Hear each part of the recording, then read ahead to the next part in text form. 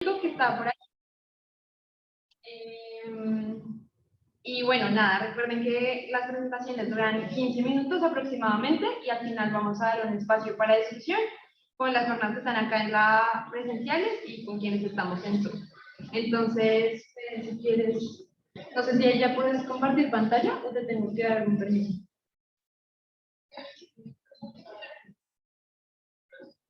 Me tienes que dar permiso o ponerme...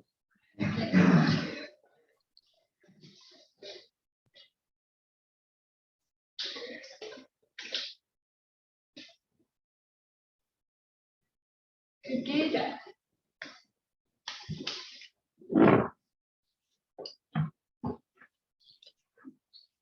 ¿Empezamos ya o estamos esperando algún otro ponente? Empecemos ya. Listo.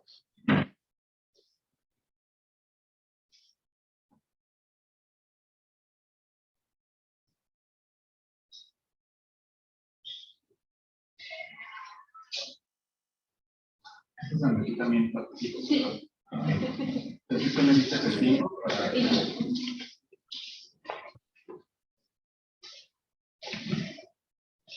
Listo. Por favor, me confirman en Zoom y allá si están viendo la presentación. Sí la veo. Los retos metodológicos, ¿sí? Sí. Perfecto. Bueno, buenas tardes a todos y todas. Un saludo a Chile y a todos que están en Zoom y YouTube. Mi nombre es Federico Dupont y voy a presentar junto a Ana María Granados, que se encuentra allá en Chile. Y decidimos titular nuestra presentación o nuestra ponencia a los retos metodológicos de las etnografías digitales. Es un poco amplio, pero vamos a ir recorriendo la presentación con hallazgos de nuestras investigaciones de maestría. Yo soy politólogo y antropólogo de la Universidad de los Andes en Bogotá. Hice una maestría en antropología también en la Universidad de los Andes. No sé, Ana, si te quieres presentar y empezamos. Bueno, yo soy filósofa de la Universidad Nacional de Colombia y usamos juntos la maestría en antropología en los Andes. Listo, entonces empezamos. Un poco lo que planteábamos en esta ponencia es que la etnografía digital se ha mostrado como un método de investigación contemporáneo que posibilita interacciones entre redes sociales y personas. Con el uso masivo de estas redes sociales, varias preguntas han surgido acerca de lo que constituye el nuevo campo y cómo un antropólogo se puede insertar en ese campo. Por ejemplo, repensar la noción de viaje, ver las fronteras entre trabajo de campo y vida personal. Y en ese sentido, los perfiles y las redes sociales han moldeado la manera en la que investigamos en redes. En esta ponencia nos interesa indagar en esos asuntos, particularmente respecto a las redes sociales. Y lo que haremos es a través de 2 etnografías digitales que realizamos este año. En mi caso, sobre las apuestas digitales y en el caso de Ana María, sobre las elecciones y un partido político colombiano. Queremos explorar los ritmos, las temporalidades, los afectos, las subjetividades y las materialidades que cada red posibilita, no solamente para entender el contenido detrás de, por ejemplo, un perfil o un objeto que se mueve digitalmente, sino para entendernos como antropólogos y etnógrafos que tienen que enfrentar nuevos desafíos, retos y preguntas en lo digital. Nuestra tesis central es que los campos online, tal y como sucede en los campos offline y como lo ha teorizado la antropología y la etnografía, no son homogéneos, sino implican distintos acercamientos y retos que son tanto éticos como metodológicos. Entonces, para empezar, le quiero dar la palabra a Ana María para que nos hable un poco de su investigación y así vamos dialogando. Gracias, Pedro. Entonces, bueno, acá la idea es como contarles un poquito de lo que hicimos en nuestras maestrías, que son como campos distintos. Ustedes ya les hablará de las apuestas online y yo me centré en las elecciones. Acá luego yo hice como, intenté un poco entender las elecciones presidenciales en Colombia, pero unas elecciones que eran como las primeras post pandemia, donde todo había transitado de la presencialidad a lo digital. Entonces, lo primero que hice fue como un poco decidir cuáles iban a ser las redes sociales en las que me iba a centrar y por razones en las que no daría ahorita, pero digamos para lo que concierne a esta ponencia es que me centré en Twitter porque era el campo social político en el que más debate había. Yo hice una aproximación doble en la que me centré tanto en los creadores de contenidos, que para mí fueron los, como el ala joven de un partido político de derecha colombiano que se llama Centro Democrático, como en los consumidores de contenidos, es decir, como las personas que más interactuaban con el contenido que estos creadores hacían. Una de las metodologías que más me sirvió y de la que les quiero hablar acá es la etnografía de hashtags que la propone Bonilla y Rosa, que consiste más o menos en entender las redes sociales, pues esto que es tan amplio y un poco que a veces es difícil ubicarse dentro de los tantos nichos y comunidades que hay por medio de los hashtags como puntos de entrada a diferentes comunidades. Eso me llevó también a pensar en el concepto de economías afectivas de Sarabia. ¿Por qué? Porque los hashtags, ustedes bien saben que dan lugar a tendencias. En Twitter hablamos de trending topics o los hashtags están en tendencia y aunque ese concepto ha sido estudiado sobre todo desde la parte cuantitativa, es decir, entre más circule un contenido, entre más cifras tenga un contenido en retweet o en favoritos o lo que sea, termina siendo más viral. Ese concepto de viralidad a mí me sonaba mucho al concepto de pegajosidad de Sarabia, que es como entre más circula un contenido, más afectuoso y también más pegajoso se vuelve. Entonces, entre más historial de asociaciones tenga, más, digamos, más va a empezar a circular, en este caso, en las redes sociales. A mí me interesó este concepto para entender el tipo de campañas que estaban haciendo los sectores de derecha en Colombia contra los sectores de izquierda en su momento, en las elecciones. Entonces, a través del concepto de economías afectivas, pero también de circulación de contenidos y de circulación de hashtags, lo que traté de entender fue qué tipo de economía afectiva estaba surgiendo. Entonces, hice como este diagrama, que era más bien como que lo que trataba de retratar era como estas relaciones un poco caóticas y que no son tan claras en las redes sociales entre la circulación de contenidos. Estos hashtags fueron como los que más moldearon la comunidad del sector de derecha, que estaba haciendo campaña contra el sector de izquierda en las elecciones del 2022 de este año en Colombia. Y de lo que me di cuenta fue que hubo una economía afectiva del miedo y la repugnancia contra los sectores de izquierda en Colombia, que yo creo que es algo que es más transversal que el caso colombiano, pero acá me centré en eso, que era básicamente la mayoría de tweets, en cambio de centrarse en las alternativas de derecha que había, digamos, los candidatos que estaban alineados con su ideología política. En este caso se centraban casi la mayoría en rechazar por medio del odio o la repugnancia al otro sector. Entonces, bueno, de acá quisiera rescatar un poco que podrías cambiar la café. Digamos que lo novedoso de los hashtags es que me llevaba mucho a la circulación de imágenes y a cómo estas circulaban dentro de esos mismos dichos, configurando comunidades y sectores de derecha que en principio no estaban delimitados en las redes sociales. Eso después me llevó a darme cuenta que había también, aparte de las economías afectivas, unas atmósferas afectivas digitales que estaban justamente producidas por el intercambio de imágenes, de videos, también de memes y también de tweets en general que publicaba este partido del que les hablé al comienzo, que se llama Centro Democrático. Entonces, en eso consistía un poco mi investigación.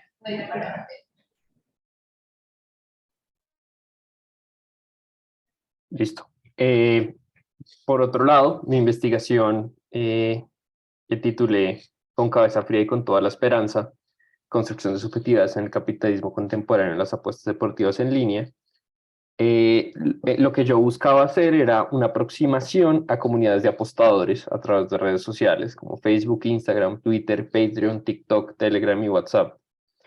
Y mi pregunta central era cómo las personas que apuestan en línea a deportes construyen sus subjetividades dentro del capitalismo contemporáneo, en redes, de manera individual y en una especie de comunidades.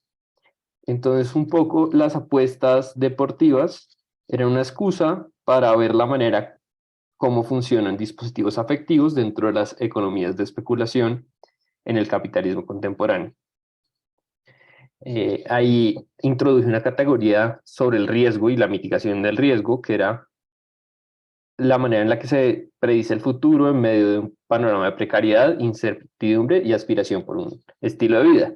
Esta investigación la hice con apostadores de México, España y Colombia, aunque como fue una etnografía digital, como les voy a decir ahorita, eso me llevó a entender como unas redes latinoamericanas o hispanohablantes de apostadores.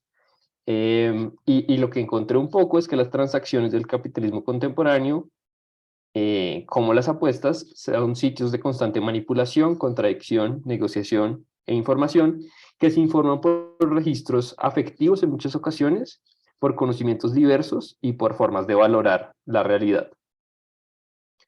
Esto me llevó a encontrar que las subjetividades en el capitalismo, como ya lo había dicho bastante en la literatura, se construyen de manera diversa, dinámica, muchas veces contradictoria, ante condiciones sociales de un sistema social y económico que en primer lugar ve a las apuestas como un lugar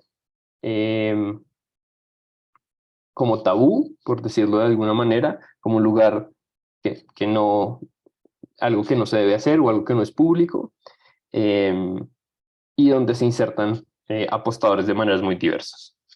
Entonces, bueno, este es como el marco de como el objetivo y algunos de los hallazgos de mi tesis, y lo que hice en términos metodológicos fue una etnografía virtual. Entonces, para hacerlo, creé perfiles en Twitter, en Instagram, en Facebook, en TikTok, y utilicé WhatsApp, Patreon, para introducirme en grupos y pagar membresías. Entonces, hice alrededor de 25 entrevistas con apostadores amateur, profesional, semiprofesional, personas que antes apostaban, personas que se definían a sí mismos como ludópatas, entre otras. Y creé perfiles en redes sociales que me permitieron ver interacciones entre los apostadores. Instagram siendo, por ejemplo, una red social que me permitía ver historias y analizar imágenes y la circulación de imágenes, similar a lo que Ana contaba. Y en Facebook y en Twitter podía haber interacciones y conversaciones más a profundidad. Estos perfiles eran abiertos, públicos, y cualquier persona me podía escribir, y por ejemplo por Twitter conseguí varios de mis entrevistados escribiéndoles mensajes directos. Pero para ir un poco más allá de mi metodología, y quisiera pues, conversar desde 3 casos puntuales, y creo que esta era la manera en la que quería hacer esta presentación, era a través de historias. Como cualquier etnografía, en esta etnografía digital encontré muchas vidas y muchas historias y muchas trayectorias que le dieron forma a lo que fui encontrando. Entonces quisiera referirme a 3 historias breves que encontré para mostrar un poco los contornos de hacer y los retos de hacer etnografía digital. El primer caso, todos estos nombres están anonimizados, entonces pues no son los nombres reales de los apostadores, que esto era un reto ético muy importante porque los apostadores compartían conmigo información sensible o que les podía afectar o que no querían compartir de manera pública. Entonces todo lo que ven está anonimizado y las imágenes no aluden a las personas en las que hablo, incluso los montos en los que apuestan, ni nada por el estilo. Entonces la primera imagen es la de un apostador mexicano, que su seudónimo para esta investigación fue Bro, y él era un apostador que se dedicaba a tener sistemas muy especializados de apuestas, similares a los de la bolsa, por ejemplo, a los de la inversión en la bolsa o Forex. Entonces él tenía estadísticas muy avanzadas, pensaba y argumentaba como muchos otros que uno tiene que tener la cabeza fría para apostar, y se generan unas relaciones entre clientes, una atención y un rendimiento en el que Patreon servía como la red para mostrar esa profesionalización. Entonces, la manera en la que afronté esto fue: Patreon es una red donde uno paga y recibe acceso a un grupo o a unas publicaciones, y entonces ahí se generan unas dinámicas de exclusividad, cercanía y apertura, que no solo hablan de una comunicación mucho más horizontal, que para mí fue muy útil para poder hacer mi investigación, pero hablan también de la subjetividad que se teje y que construye este apostador, en donde él se vende a sí mismo como un servicio profesional, que yo consideraba que lo era, y cobra una comisión mensual. Entonces ahí un poco como esas subjetividades emergen a partir de las redes. De manera muy distinta, me introduje en otro en otro grupo. Esta vez era un grupo de WhatsApp público donde todo el mundo podía comentar. Habían varios grupos, pero este específico es de una apostadora, que su seudónimo es Red, en donde ella nos mandaba todos los días pronósticos deportivos para que apostáramos. Entonces ella, por ejemplo, esta es una imagen de ese grupo en donde dice que deberíamos apostar a Querétaro contra Monterrey, y arriba estaba la apuesta, que no la compartí para no compartir información personal. Entonces, en este grupo lo que se construía eran redes de confianza, compañerismo, y lo que yo denominaba como unas geografías sociales, en donde el apostador individual ahora se convertía en un apostador colectivo. Este tipo de redes y perfiles lo que me permitía a mí como etnógrafo era ver cómo se tejen comunidades y redes y sentimientos colectivos, donde el apostador deja de ser una persona sola que está analizando un partido y pasa a ser una persona que está acompañada y que incluso ve un partido junto y hace fuerza para que un resultado se dé. Por último, Mr. Bet, esta es una imagen modificada de su perfil, lo que él se dedicaba a hacer era tener este tipo de fotos, publicaciones en su Instagram, en donde mostraba un estilo de vida muy lujoso y donde motivaba a la gente a apostar para convertirse como él. Aquí habían claras aspiraciones por un estilo de vida lujoso, machista, algunos lo han definido como narcoestética, pero un estilo de vida del capitalismo contemporáneo. Y lo que esto me permitía ver era no solo cómo él creaba este sujeto y cómo se insertaba en este sujeto, sino también cómo generaba cercanía con sus seguidores a través de comentarios, historias, publicaciones, y cómo sus seguidores tenían una fe ciega en lo que él hacía por los resultados que él había conseguido. Obviamente había unas limitaciones metodológicas en Instagram que no me permitía escribir el mismo número de mensajes, o no permitía otro tipo de interacciones como WhatsApp y Patreon sí lo permitían. Pero quería mostrar estos 3 ejemplos para mostrar cómo las redes, cómo se investiga de manera muy diferente en cada una de las redes sociales, y eso no solo nos habla de retos para el investigador, metodológicos y éticos, sino también nos habla de cómo las personas o cómo los sujetos se construyen de manera virtual en las diferentes redes sociales.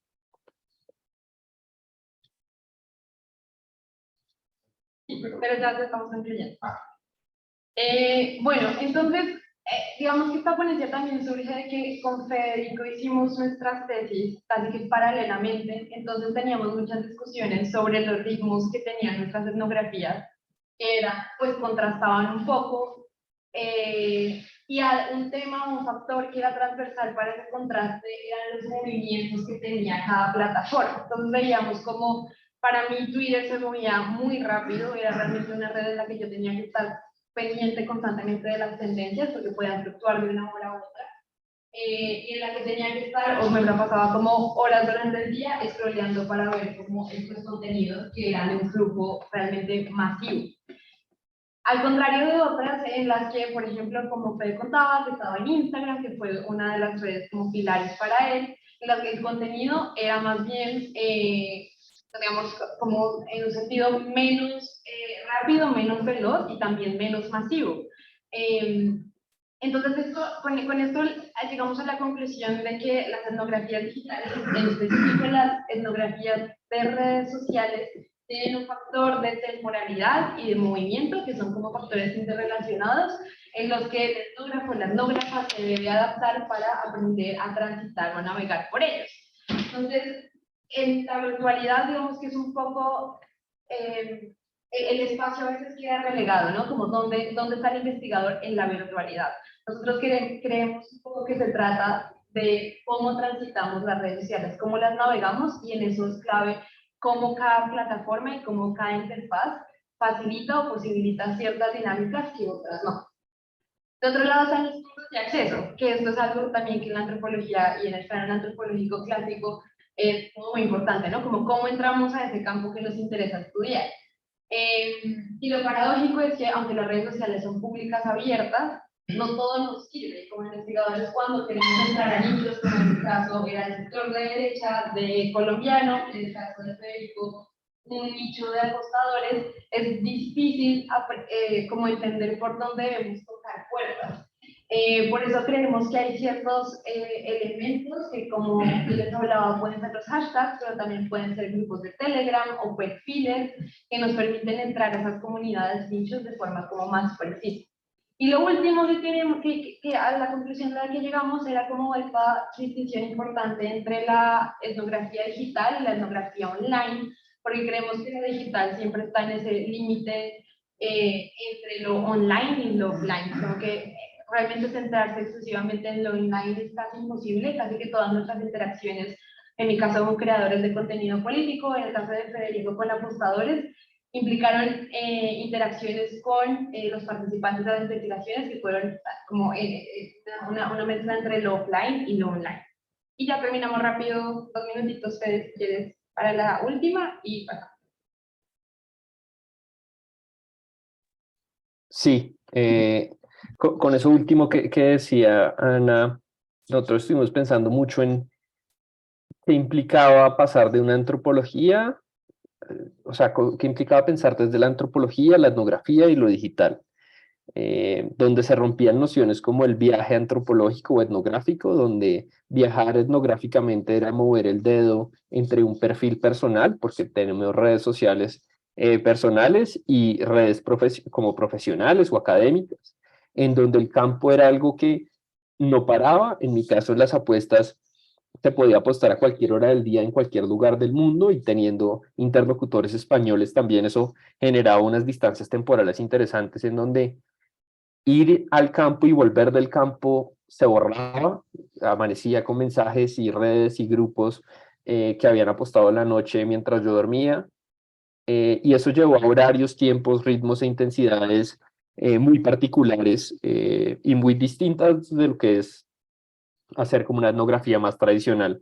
Es un reto importante que nos tenemos que pensar, estando en esta red latinoamericana de antropología digital, es pensar cómo podemos conceptualizar esto de los horarios, tiempos, ritmos e intensidades. Y lo último de lo que les quería hablar, que ya lo hemos hablado un montón, es un poco la performatividad. Entonces, esta diferencia en redes se manifiesta en performatividades muy diferentes entre apostadores, políticos o personas que siguen un partido político.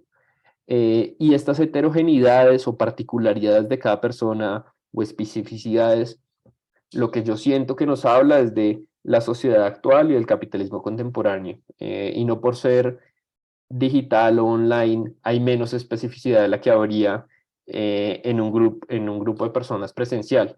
Hay el mismo tipo de performatividades. Y ya creo que cerramos con eso, Ana. No sé si tengas algo más que decir, algo que se me escape. No, con eso terminamos. Entonces, pues muchas gracias a todos y todas allá en Chile, en Zoom, en YouTube. Estas son nuestras redes sociales por si quieren conversarlo algo a profundidad después. Muchas gracias.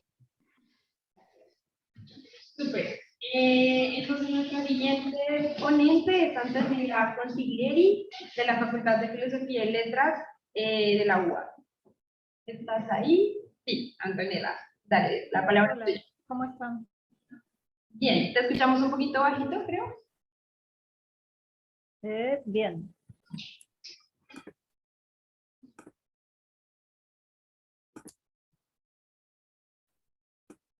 Listo. Voy a pasar a compartir el PowerPoint. No sé si lo pueden ver. Sí, lo estamos viendo. Sí.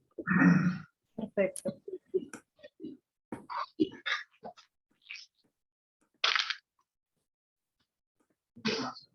Bien. Yo me llamo Antonella Consigliere, soy estudiante de grado de la Facultad de Filosofía y Letras, y la ponencia que van a ver ahora surge de un trabajo de monografía para un seminario que a la vez parte de mi trabajo etnográfico para mi tesis de grado. Mi trabajo de tesis es sobre un grupo de Facebook que se dedica básicamente a compartir curiosidades, fotografías u otro tipo de información con respecto al cementerio de la Chacarita. El cementerio de la Chacarita es uno de los cementerios más grandes de la Ciudad Autónoma de Buenos Aires, que fue fundado en el año 1871, y es considerado un centro turístico potencial por la enormidad de elementos con valor patrimonial, arquitectónico, artístico, histórico y de otros sentidos, y que a su vez recibe una gran cantidad de visitantes por año y tiene justamente este grupo dedicado al mismo, que cuenta con unos 3.000 miembros más o menos en este momento. Ahora bien, en esta ponencia lo que me propongo hacer es discutir cómo justamente ciertos elementos de prestigio dentro del grupo que manejan los miembros están vinculados más bien con relaciones sociales que podríamos llamar offline o de la materialidad.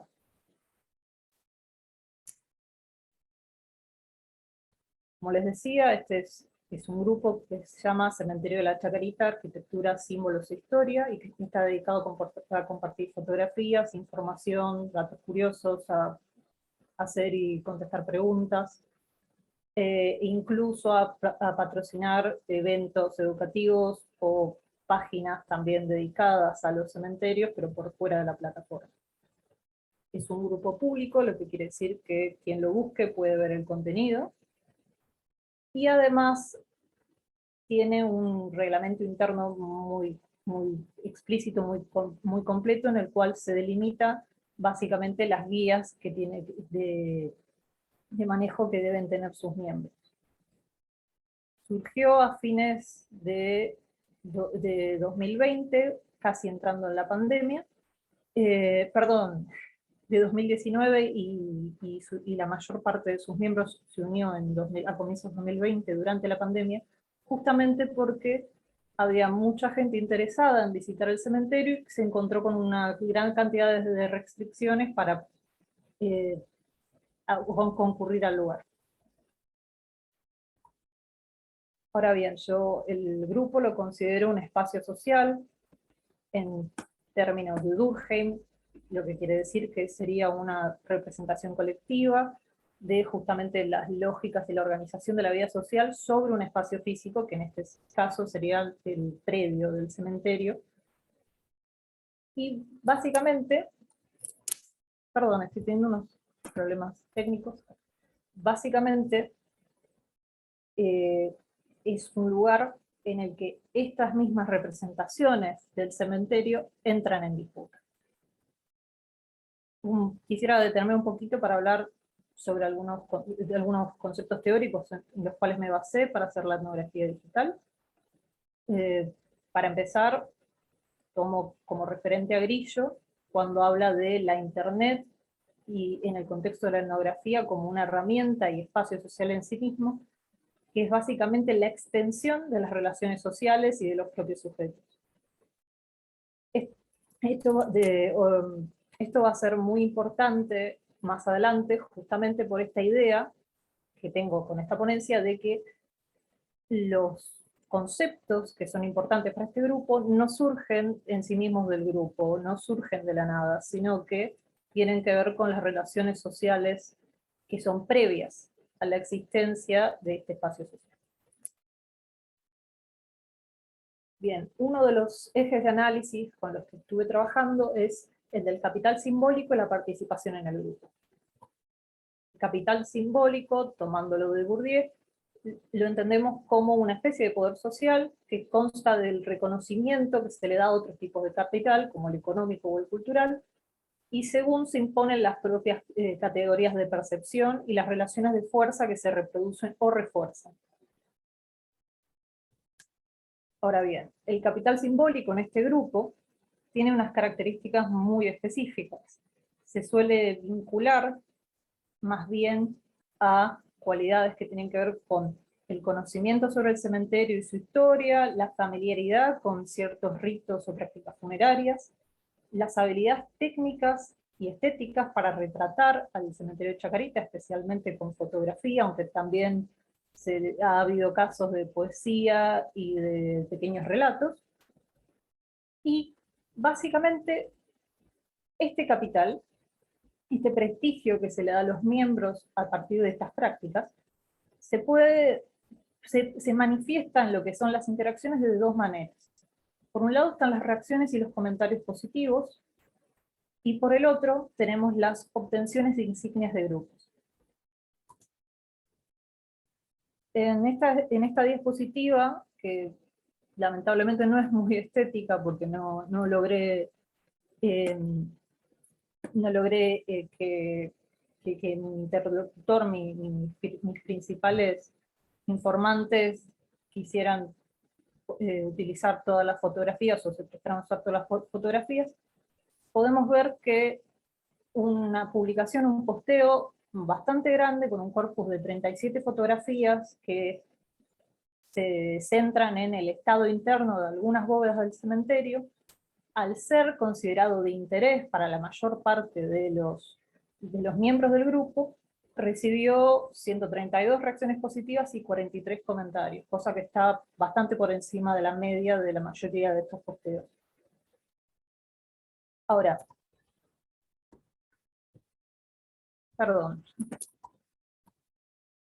Ahora, tenemos en este caso también unos fragmentos del registro de campo, en los cuales nos encontramos con esta figura del creador de contenido visual, que es un miembro al que se le da la insignia de creador de contenido visual a partir del algoritmo, el famoso algoritmo de Facebook, que se guía por la actividad del miembro dentro del grupo.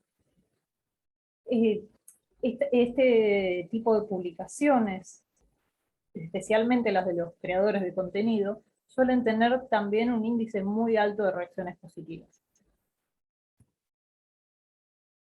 En este ejemplo que vemos acá, las reacciones positivas tienen más bien que ver con el respeto o el cuidado a las bóvedas a partir de los deudos de quienes se encuentran allí.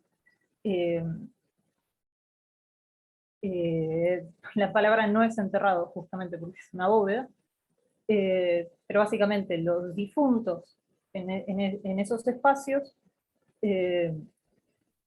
obviamente requieren cierto cuidado edilicio, y lo que se festeja en estos comentarios es que las familias a cargo de ese cuidado básicamente se encarguen de ello y no lo dejen, como suelen mencionarse en el grupo, creo que no está citado aquí, pero a la buena de Dios. Ahora bien, este capital simbólico, teniendo en cuenta la definición que hicimos, reproduce relaciones de poder. Pero las relaciones de poder que se están reproduciendo, ¿se limitan a quién tiene más likes, o quién tiene más comentarios, o a quién le festejan las fotografías? Realmente la respuesta es no, porque justamente cada una de estas cosas que he mencionado, como tanto las insignias del creador de contenidos, o las felicitaciones por el cuidado de las bóvedas, o por una buena fotografía, básicamente están reproduciendo relaciones sociales de poder y situaciones de la materialidad que tienen que ver con la posibilidad de visitar el cementerio. Recordemos que es un grupo grande con gente de muchísimos lugares, tanto de Argentina como de otros países, lo que quiere decir que hay una diferencia entre quienes viven o pueden acceder a la capital y los que no. También hay una diferencia entre quienes tienen la formación para utilizar una cámara y quienes además cuentan con una cámara profesional para sacar alguna de estas fotos, y además quienes tienen el capital cultural de saber el contexto histórico de la formación de este cementerio, o quienes tienen acceso a información sobre el cementerio actual. Es decir, que este capital simbólico nos refiere a cosas que son externas y anteriores al propio grupo de Facebook. Además nos ayuda a entender algo que vamos a ver ahora, que son los conflictos que tienen que ver con identidades indeseables. Entendemos identidades justamente como aquello que surge de evidenciar las diferencias y la tensión en los procesos de la representación del yo. Esto puede ser hecho tanto por nosotros mismos como por nuestros interlocutores. Ahora bien, una manera en que surgen estas identidades es justamente en las interacciones, los posteos, las fotografías y los comentarios, que son una autorrepresentación y una construcción justamente de la subjetividad mediática que ocurre en las redes sociales y sobre todo en Facebook. Aquí tienen más ejemplos en los que se presentan en un lado las similitudes que tienen que ver con las afinidades sobre, bueno, me gusta ir al cementerio, me gusta recorrerlo, etcétera, etcétera, y luego las diferencias que se dan justamente en la dicotomía de turismo-morbo. No sé si llegarán a ver desde allá los comentarios, pero básicamente hay una discusión entre si ir de turismo a sacar fotografías constituye morbo o no lo es.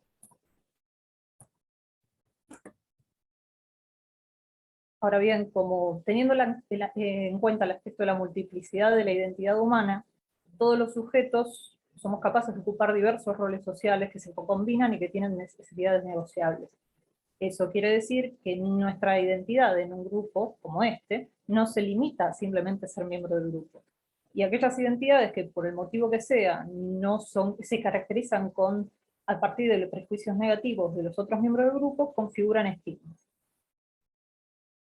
En este caso podemos ver que los estigmas no son heterogéneos, no son homogéneos, sino que cada miembro del grupo, al tener sus propios criterios para definir lo que es un estigma, entra en conflicto con los otros.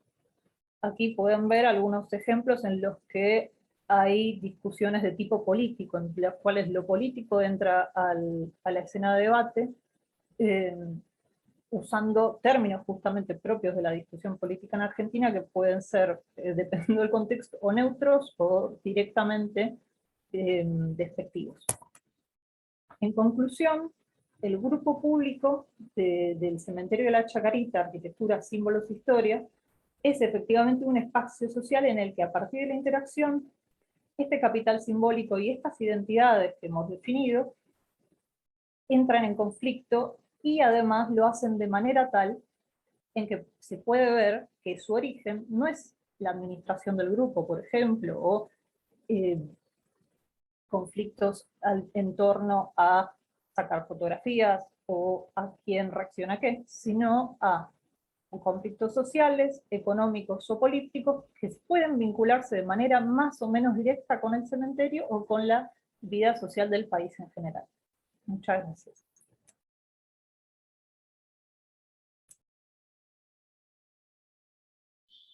Gracias, Antonella. Seguimos con...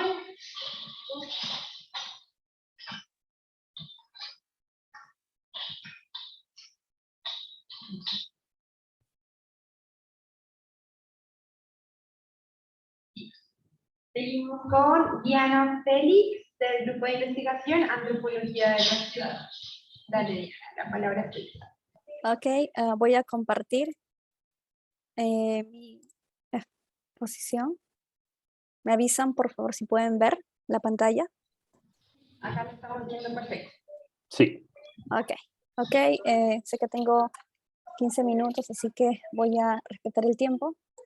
Por favor, si es que alguien sobrepaso, me avisan, faltando unos minutos para ir a conclusiones. Revisamos faltando 5, te damos un mensajito. Ok, a ver.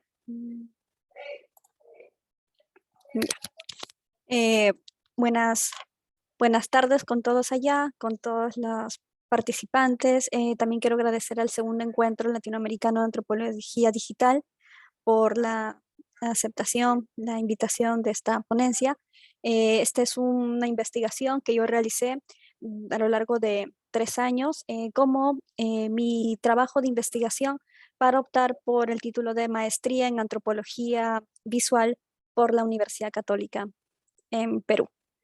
Mi tema es Instagramiable, prácticas y rutinas de fans de la social media influencer Katia Esquivel y Tana Rendón y la construcción de su capital cultural y narrativas femeninas.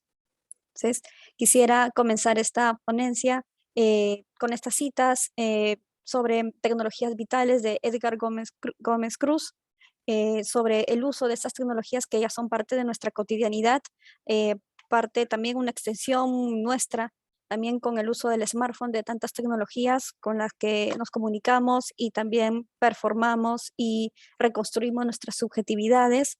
también a Daniel Miller sobre su última publicación, el smartphone global, que tiene muchísimo que ver con el tema que voy a abordar y porque también estas tecnologías, al igual que Edgar Gómez Cruz comenta en su libro Tecnologías Vitales, forman parte de nosotros, ¿no? Esta es una fotografía que le tomé a una de las fans con las que trabajé y para esta investigación que ya veremos más adelante.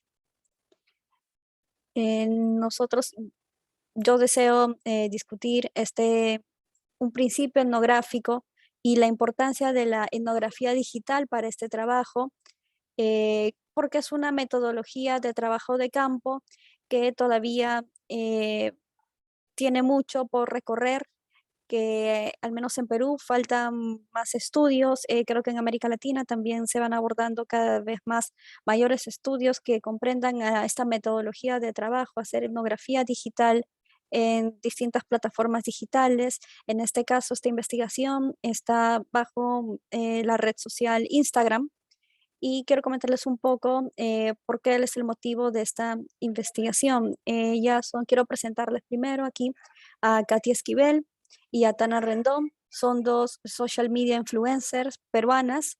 Katy Esquivel cuenta con más de 2.4 millones de seguidores en Instagram y Tana Rendón cuenta con 280.000 seguidores en Instagram actualmente.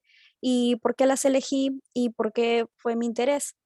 Porque me dedico a investigar principalmente comunidades de fans y los seguidores, los followers, las fans, como llamo en esta investigación, de ambas social media influencers que se dedican a temas de moda, a estilo de vida y lo que entendemos por un estilo de vida más glamoroso, que proponen viajes, que proponen recorrer el mundo, un estilo de vida de la mujer independiente y cómo retratamos, cómo entendemos a la mujer del joven cosmopolita del siglo XXI. Entonces me llamó muchísimo la atención porque no conocía antes este mundo, digamos, que tiene tantos participantes, que tiene tantos seguidores y elegí a una social media influencer que supere los millones y a una un poco más local, que tiene un público un poco más reducido, pero que comparten ambas distintas características en común, el gusto por la moda, el buen gusto principalmente para con todos sus demás fans, ¿no?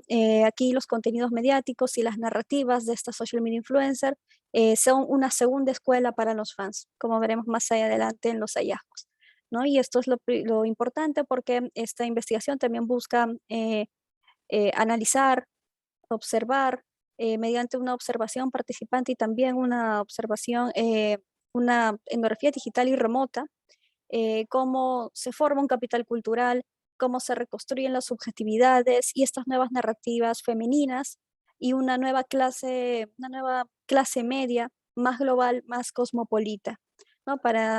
Brevemente, para esta investigación me guié muchísimo de los trabajos de Pierre Bourdieu, también para el tema de identidades, Stuart Hall y Goffman, para el tema también de las identidades, pero también la actuación y la performance que vamos a poder conocer, ¿no? Los trabajos de Sarah Pink, de Heather Horst, John Postil, Daniel Miller, con el colectivo Why We Post, me sirvieron de muchísima ayuda para poder conocer otros trabajos, otras etnografías digitales que se han hecho a lo largo del mundo, ¿no? Por supuesto, Henry Jenkins también para trabajar lo que es las comunidades de fans, cómo se forman los fans en redes sociales digitales, ¿no? En la cultura transmedia. Y para este caso en particular, un trabajo de las investigadoras Vandriel y Dumitrica sobre Instagram y sobre la lógica de Instagram y de las social media influencers y las tensiones y negociaciones que deben ellas a sus sponsors, pero también a los fans. Eh, bueno, partimos, ya había comentado, este principio etnográfico y en cómo realicé esta etnografía. Primero, siguiéndolas a ambas en sus cuentas de Instagram, ¿no? Siempre estar muy pendiente, tener una permanente atención a sus actividades, ingresar todos los días y ver cómo ellas se desarrollan, es decir, cómo son las interacciones, cómo son los posts, cómo son los comentarios, cuántos comentarios, atenta a sus historias, atenta a los en vivos, y porque creo que, y también por los trabajos que he podido revisar, la observación de estas interacciones son las que estamos construyendo, es la manera en la que construimos campo. Vamos haciendo campo todos los días, ahora con el smartphone también a cada momento, y eso nos hace repensar también las definiciones del lugar, las definiciones también de hacer antropología, porque con el smartphone y observar las interacciones tanto de los social media influencers como sus propias audiencias, nos hacen repensar también el tema del lugar, ¿no? El tema del tiempo, también la economía del tiempo que le dedicamos a estar en social media. Surgió para esta investigación esta pregunta, ¿no? ¿De qué manera un grupo de fans de Lima, de las social media influencers peruanas, Katia Esquivel y Tana Rendón, construye su capital cultural y su narrativa femenina mediante prácticas y rutinas? Quiero explicarles ahora la metodología. Este fue un trabajo, fue una etnografía donde no solo participé con una observación participante, una observación presencial, sino que también ocurrió durante esta investigación la pandemia. Y por el tema del encierro que hemos vivido en estos últimos 2 años, es que también es un trabajo híbrido, un trabajo mixto, ¿no? Yo pude tener contacto primero con las celebridades. Encontré a través de un evento de moda realizado en Lima en octubre del 2018, donde empezó todo, pude conocer a especialistas en moda, diseñadores de moda, influencers que van invitados, y a través de ahí conocer ese mundo tan nuevo para mí, pues comencé a seguirlas y logré conocerlas. Tengo aquí una fotografía con Katia Esquivel en una firma de libros que en un centro comercial muy importante aquí en Lima, y pude acercarme a ellas, y bajo esta metodología un poco de bola de nieve pude preguntarles cómo es que podía llegar a sus fans. Entonces, luego conocí a Tana Rendón y ambas me derivaron a unas fans que ellas consideraban muy leales, y pude luego ya pasar unos días y pude seguirlas, conversar con ellas de manera presencial. eh, y luego llegó la pandemia y ya guiándome también de trabajos, etnografías remotas, como lo hace John Postil, sí fue posible contactar a más fans y las encontré en Instagram. Es decir, fui siguiendo a varias chicas y chicos, y la manera en cómo las contacté fue en los eventos en vivo. Las veías que muchas de ellas participaban, veía también cuántos corazones, cuántos comentarios, cada cuánto participaban en los en vivos, cada cuánto participaban en los posts, para poder contactarlas, y por supuesto algunas me aceptaron, ¿no? Cuando me presenté como investigadora, como antropóloga para esta investigación, y bueno, pude llegar a 12 fans, tanto de Tati como de Tana Rendón. Y bueno, ese trabajo también me duró 6 meses, y igual me ayudó muchísimo a descubrir que es posible también realizar etnografía digital. No tiene que ser presencial, pero sí es posible porque convergemos en un mismo espacio digital como es Instagram, ¿no? Entonces aquí tengo algunas screenshots de las interacciones que fui siguiendo a lo largo de estos años, de las chicas, de los fans, también de los propios posts, y también un poco analizando las propias narrativas, las propias identidades y el buen gusto, ¿no? Que es una narrativa muy fuerte, muy potente, el buen gusto y la autoayuda, que estas dos social media influencers tienen muy potente, es muy marcado. Ujú. Perdón, 5 minutos, y aquí podemos verlos en vivos y bueno, todas las interacciones por acá. Paso a los hallazgos. Los hallazgos descubrí que no todos los fans son iguales. De hecho, en el grupo encontré 2 tipos de fans con distintas características. Algunas son muchísimo más leales, otras no tan fans, pero en general los contenidos mediáticos, es decir, los posts, los consejos que vienen a ser una segunda escuela, les sirven muchísimo. Chicas interesadas en seguir una carrera en estudio de modas, en volverse empresarias de sí mismas, en conseguir consejos, tips de viajes, de tener un estilo de vida acorde o similar a su celebridad favorita, como es el caso de ambas social media influencers, bueno, es muy útil. Entonces encuentran una utilidad, pero también una cercanía tremenda, ¿no? Se comparten los mismos saberes, ¿no? También lo que pude encontrar son las prácticas y las rutinas que justamente por esta investigación, las prácticas cotidianas con el uso de los smartphones, con la permanente atención a los contenidos mediáticos, sobre el tiempo que uno pasa en Instagram, el tiempo que uno le dedica a las redes sociales digitales, ¿no? Entonces, desde el momento en que uno amanece, estira el brazo y coge, lo primero que hace es coger su celular y revisar las redes sociales, revisar el WhatsApp, revisar el Instagram.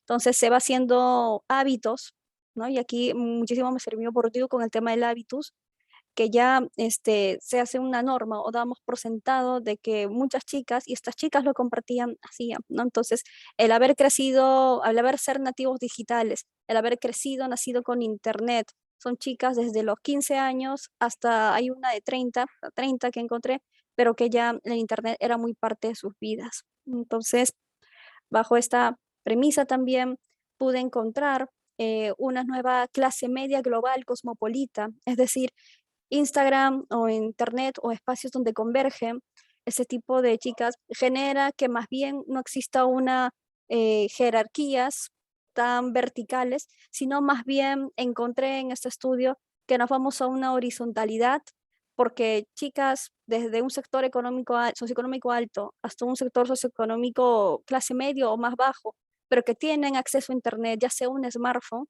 o ya sea con una computadora o una cabina internet pública, pueden converger y pueden compartir estos mismos gustos. De manera que también propongo una nueva clase media global y cosmopolita, porque estas chicas también tienen otra identidad más global, más de mundo, no se cierne solo a lo local, ¿no? Entre las conclusiones, la principal que quiero exponer es que este estudio propone una hibridez entre las etnografías tradicionales, la clásica observación participante y la digital.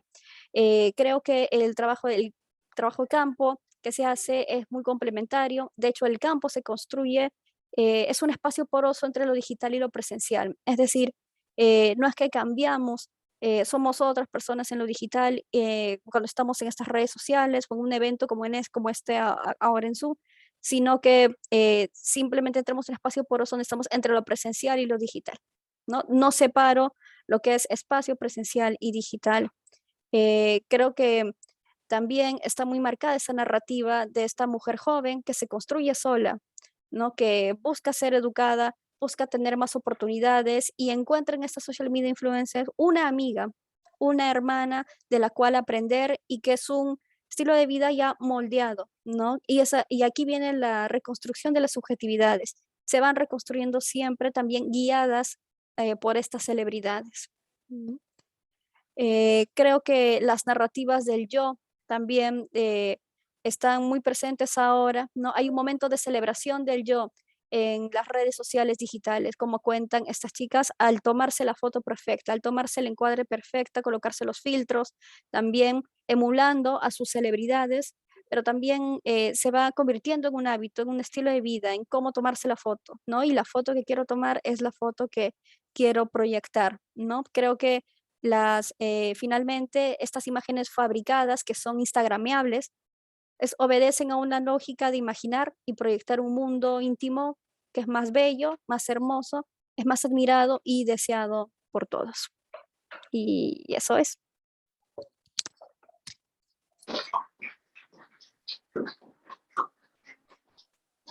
No sé si eso se está, no sé si está Matías acá.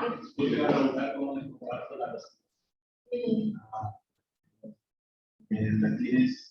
¿Puedo mandar al disco? La vengo en mi computador también. Pues no, mi computador tenía presa. No, se le ese Discord estará.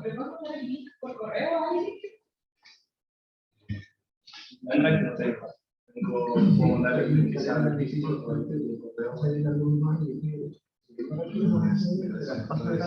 Bueno, como de esa computadora estamos grabando todo. ¿La tienen en el celular acaso? Sí. O sea, sí. Sí, en el celular. No sé si tiene cable, el cargador para conectarlo al PC, de repente puede pasar así. Pues claro, si te es más rápido compartirlo por el disco. Sí, creo que se puede compartir. ¿Compartirlo por el mismo canal de la mesa?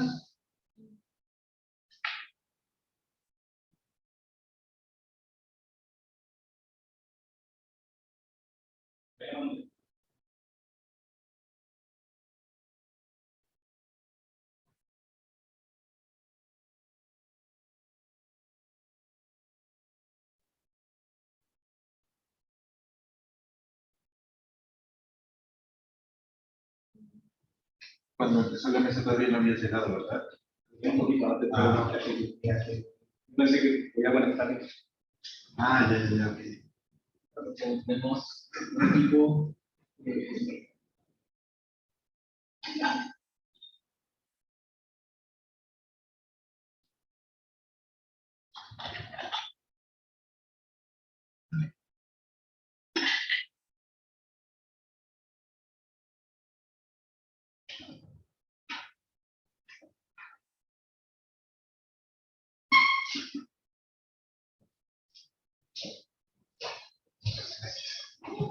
¿Aquí puedo cambiarlo?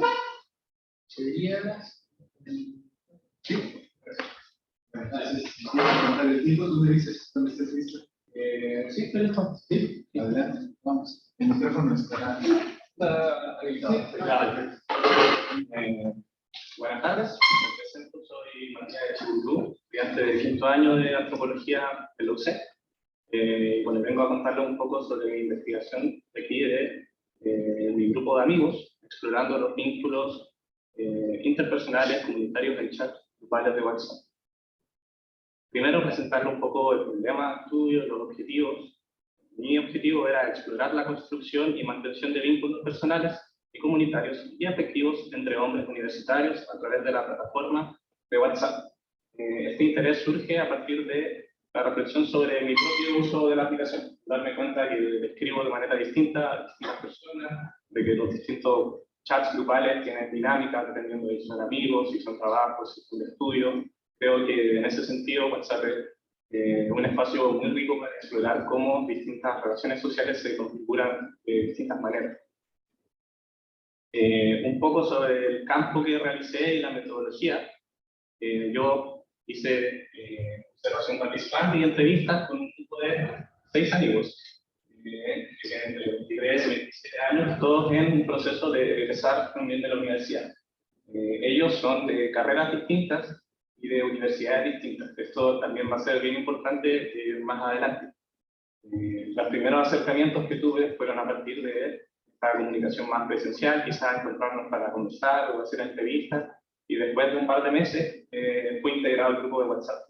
Y ahí fue donde yo pude ver y observar un poco más directamente la dinámica del contenido que se iba compartiendo ahí. Entonces, primero, hablar un poco de las aproximaciones que fui viendo que se pueden tener.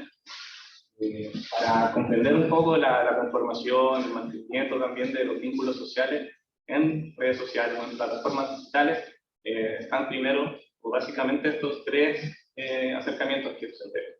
Primero, el de las personas y la tecnología. Luego, el de las personas a través de la tecnología. Y también el de las personas más allá de la tecnología, pero rodeadas de ella. En mi primer acercamiento, abordé más el punto 1 y 2. O sea, yo fui preguntando un poco cómo utilizan el grupo, para qué cosa, qué contenido comparten, pero más adelante, en las situaciones del campo, me fueron llevando más y más hacia el tercer punto. Entonces fui hablando un poco más de sus propias relaciones, quizá no tanto en un contexto de WhatsApp, pero ver cómo eso también se va relacionando con eso, y el WhatsApp en el fondo está integrado a todas esas relaciones que ellos establecen entre sí.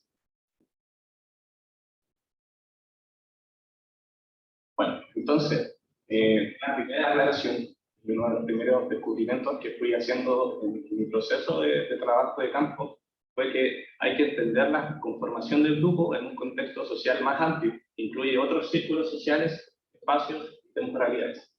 Esto también a partir de cómo comencé yo, como preguntándome un poco por el grupo de WhatsApp, como si fuera como una entidad más o menos aislada, yo preguntándome por el contenido o por las formas en que se comunica, pero sí preguntarme un poco más cómo ese grupo de WhatsApp se inserta en el contexto de relaciones sociales que de algún modo también eran anteriores y que le dan un mayor contexto. Entonces, a partir con una pequeña historia, anécdota, me encontraba yo en una junta social, un carrete, con distintos como amigos del grupo. Las personas que integran el grupo de WhatsApp son aquí las personitas que están pintadas de verde. Y además de estas personas que son como del grupo principal de amigos que yo estaba, cuando estaba estudiando, también habían otras personas de distintos grupos sociales.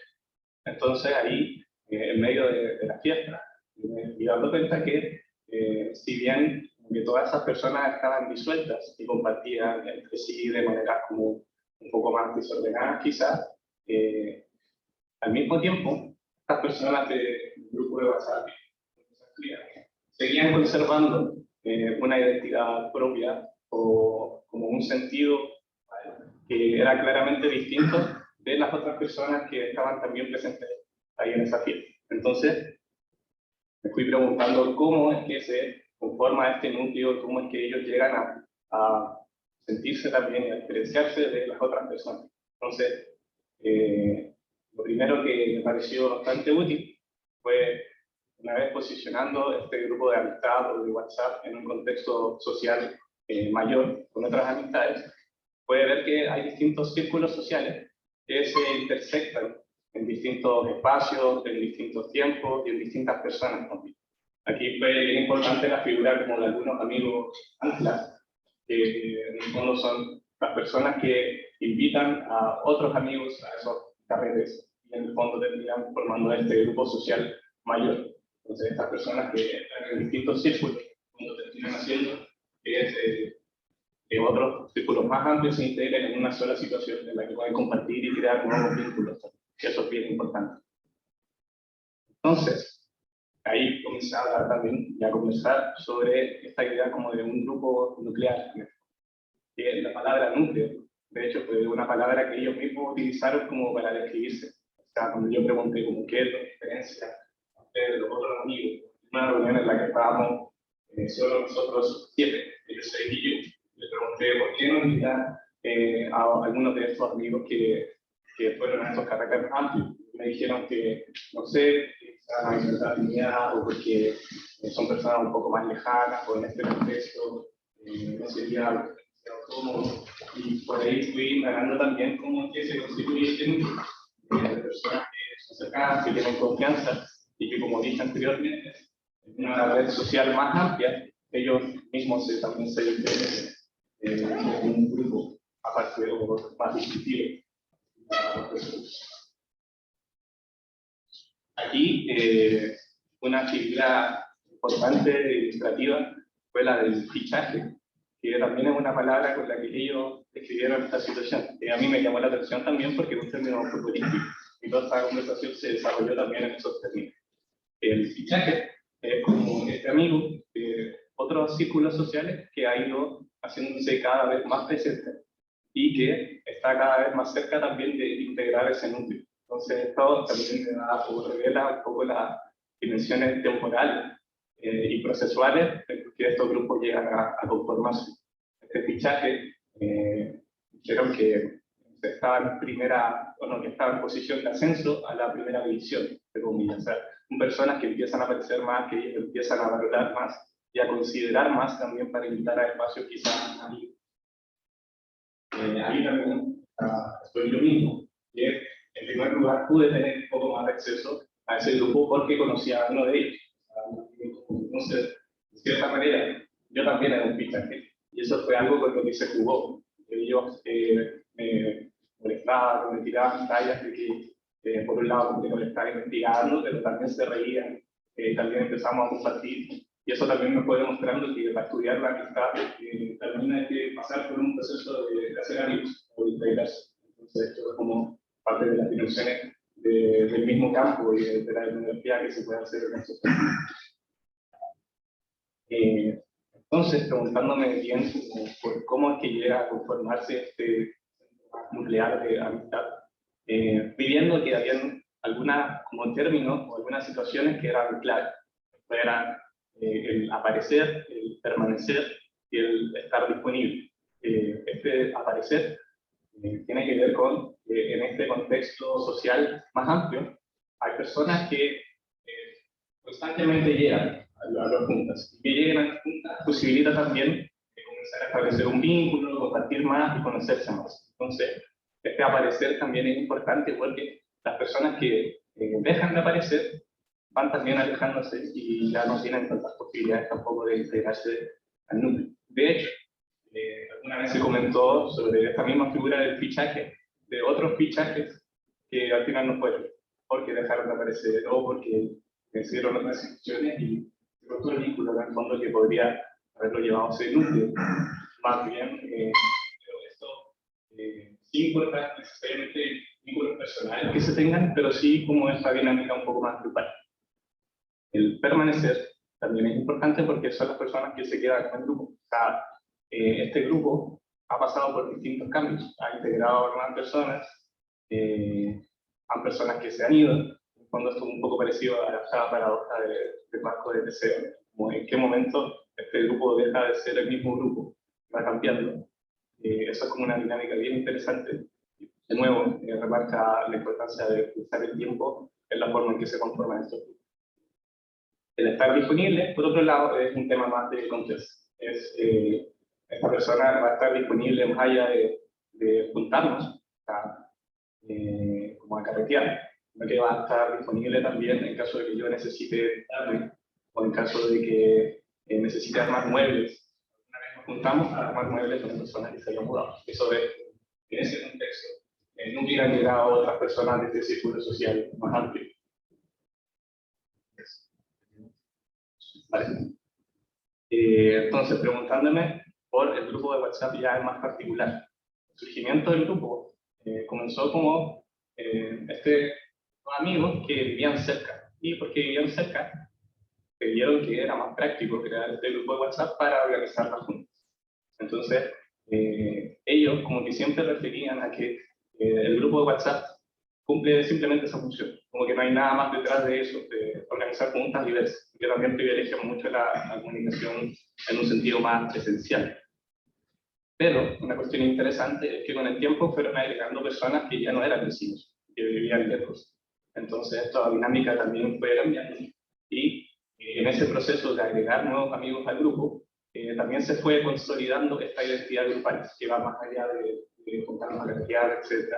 Y de las personas que están cerca, sino de que nosotros somos un grupo como conciencia, o sea, con conciencia de nosotros mismos, de que tenemos vínculos con otras personas, pero este espacio es un espacio de confianza, de permanecer, de aparecer y de estar disponible. Entonces, el grupo de WhatsApp no es una unidad estática que encapsula un determinado círculo de amistad, sino que emerge desde un proceso en que se crean, mantienen vínculos personales y comunitarios en una red social temporal más amplia.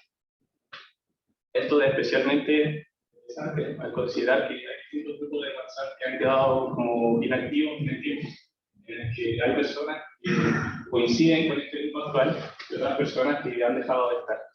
Esto también tiene que ver con los vínculos que aparecen, que permanecen, y por eso también hay esta persona en amarillo, como una proyección también hacia el futuro de otra persona que eventualmente podría unirse a este grupo nuclear. Esto también es bien importante al considerar que todas estas personas están en un proceso de ingreso a la universidad y están empezando a buscar trabajo, están empezando a armar sus propios proyectos de vida. Y esto ha sido difícil porque hay menos tiempo para juntarse, hay menos espacios compartidos y el grupo de WhatsApp permanece como un espacio importante para poder mantener esa unidad. Aun cuando pasan tiempos prolongados en que no se puedan ver, el grupo con que se mantenga activo, no sé, un día, 3 días quizás, es suficiente para que ellos sigan estando presentes en la vida del otro, aun cuando no puedan estar presentes de manera presencial. Entonces, un poco más allá de lo práctico, que es como esto de organizar juntas y tallas, el grupo de WhatsApp finalmente consolida esta identidad grupal, la refuerza también. No es solamente como un reflejo de esta amistad fuera, sino que se elige de una manera un poco más compleja, que se refuerza, se consolida, se recrean los vínculos y se mantiene. Entonces, la importancia del grupo de WhatsApp en la construcción y mantención de los vínculos de amistad debe entenderse desde las trayectorias, procesos vitales y sociales que lo han llegado a conformar. Entonces, estar presente en este grupo de WhatsApp es formar parte de una red o comunidad de amigos que aparecen, permanecen y se mantienen disponibles. Ahora, un par de casos breves para ejemplificar lo que yo estaba hablando, un par de citas de entrevistas que hice. Aquí la persona a la que llamé Juan dijo: es importante, por ejemplo, si me sacaran del grupo y me mantuvieran fuera, yo me sentiría excluido incluso en la vida real. Ahora, José, no, yo no siento que hayamos dejado de ser amigos, pero desde que volví al grupo hay algo distinto, aunque no podría decir que. Aquí José fue una persona que, por distintos motivos, desinstaló WhatsApp por un año, y después de ese año volvió, lo integraron al grupo, y él dijo que no dejó de ser amigos del resto, pero desde que volvió hay algo distinto. Y esto también demuestra que este grupo de WhatsApp no es lo mismo que simplemente como estos amigos reunidos o una cápsula de una amistad que estaba ahí. Ahora, finalizando, otras cuestiones en las que no pude profundizar tanto, pero que creo que serían interesantes también para el futuro, está el tema de los contenidos que se comparten, códigos propios. O sea, yo no mencioné tanto sobre los memes que mandan, sobre las cosas que hablan, pero sí es cierto que siempre se puede observar que los grupos tienen dinámicas propias y códigos que refieren tanto a esta compartir esencial, que se devuelven al WhatsApp y que del WhatsApp vuelven a lo presencial y así. Entonces es como un ciclo en el fondo. También están estas dinámicas dentro y fuera del chat, que por ejemplo las personas más tímidas o más introvertidas en la comunicación presencial no participan tanto, pero en el WhatsApp quizás aparecen más. O como algunas tallas o chistes internos de grupo se traspasan también desde lo presencial hacia lo virtual. Esto también demuestra que hay una conexión un poco más compleja. Y el otro tema es el de la masculinidad y la importancia de compartir cotidiano. Aquí me pareció llamativo que cuando yo les pregunté sobre el grupo de WhatsApp, etc., ellos me dijeron que no se usaba tanto o que solo servía para organizar juntas. Pero desde que yo ingresé al grupo, pude observar que en verdad comparten todo el día y sobre distintos temas. Y quizá ellos no conceptualizan eso de una manera como más importante para su vínculo personal, porque siempre ellos creen que recae en esto más presencial. Pero lo cierto es que eso al mismo tiempo, el compartir por el WhatsApp, lo refuerza. Y por ahí explorando también sobre su amiga, su hermana, les pregunté cómo era también su actividad en WhatsApp. Y ellos decían que ellos compartían más, etc. Pero cuando me acerqué también a conversar con ella, me di cuenta que no era tan. Entonces me pregunto a qué se debe esta diferencia entre lo que reportan ellos y lo que reportan ellas. Eso es todo, muchas gracias.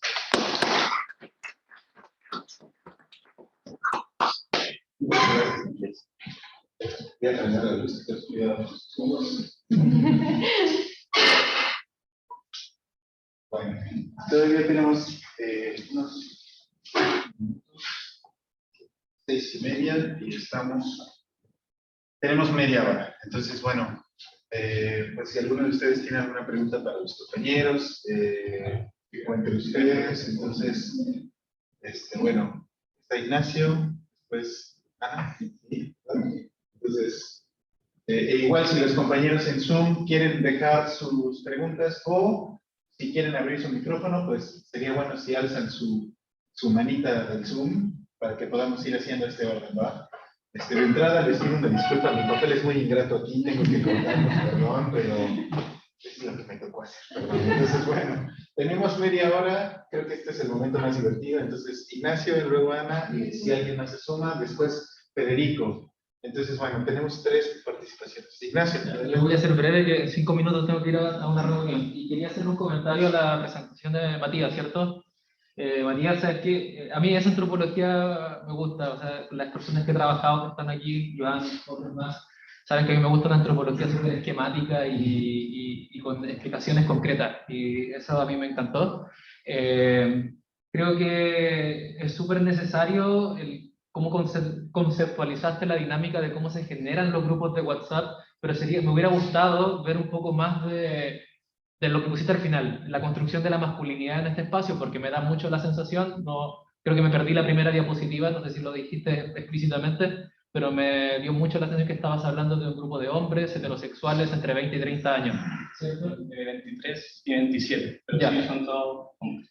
Pero eso yo creo que es súper interesante y no sé si te tocó verlo y de alguna manera como que lo pudiste clasificar, creo que me puedas decir eso, sí, porque yo veo dinámicas como típicas de grupos de WhatsApp masculinos donde se juega mucho con la misoginia, que no lo estoy avalando, digo que es así nomás, y con el homoerotismo, ¿cierto? No sé si eso lo pudiste conceptualizar de alguna forma.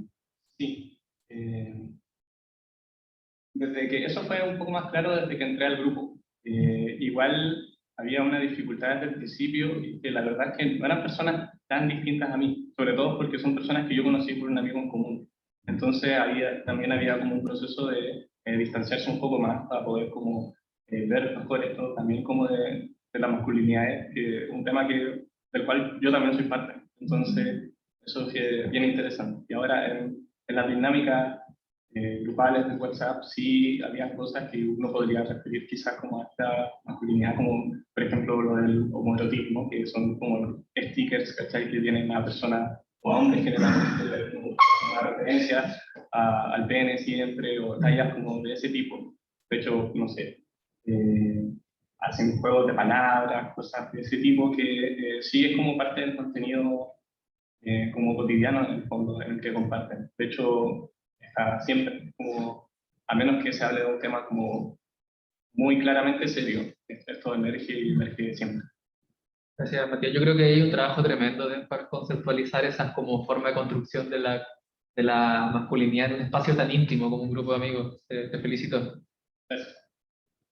Gracias. Ana. Preguntas como para ti, sobre todo Matías, pero también para Antonella y Diana, porque creo que hay una cosa con el tiempo que me llama mucho la atención de las tecnologías digitales, y en tu caso sobre todo, como también era parte como una relaciones de amistad.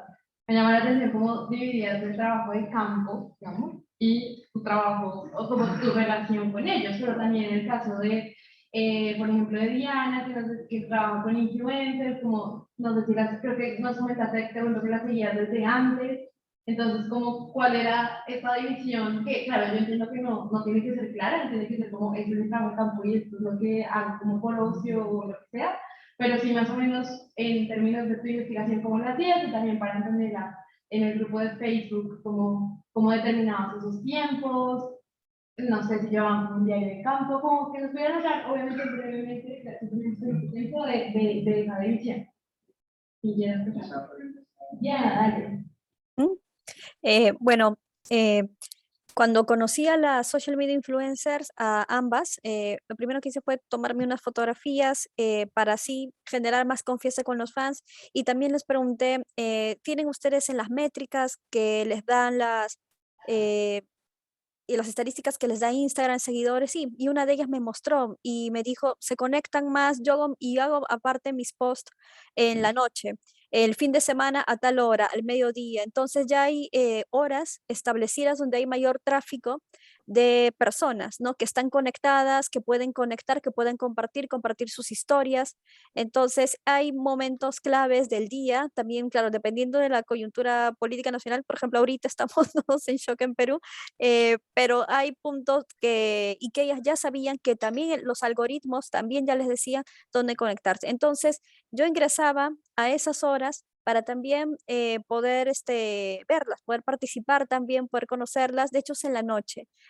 Y nunca en tanto, o muy temprano en la mañana, o a las 9 o a las 8, o en la noche, porque también la gente está libre del trabajo, libre de los estudios. Entonces ya, digamos, tenía esas horas, y por supuesto también hasta en la madrugada seguían ahí conectados, ¿no? Entonces eso me ayudó a delimitar también el tiempo que yo tenía para poder involucrarme, ¿no?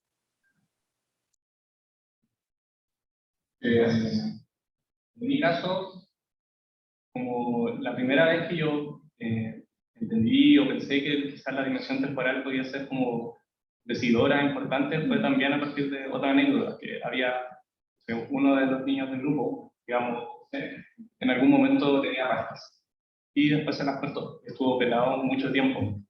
Y otro amigo del grupo, cuando estaba conversando sobre las rastas, dijo, se preguntó si tenía rastas, al parecer él nunca supo. Y alguien más le dijo, es que tú eres de segunda generación. Entonces, eso como que marcó claramente la importancia de los momentos en los que se unen al grupo, y también una cosa que no mencioné tanto, que son ritos de paso también, que uno llega como a integrar completamente ese grupo. Entonces, eso fue lo otro que me llamó la atención, es esto de los chats que quedan desocupados, que yo también tengo y que probablemente todos tienen, que es como una arqueología también como afectiva del WhatsApp, como que son vínculos que han quedado muertos en el fondo. Y este chat que se mantiene constantemente entre los top 5, también por ahí fue yendo el tema de...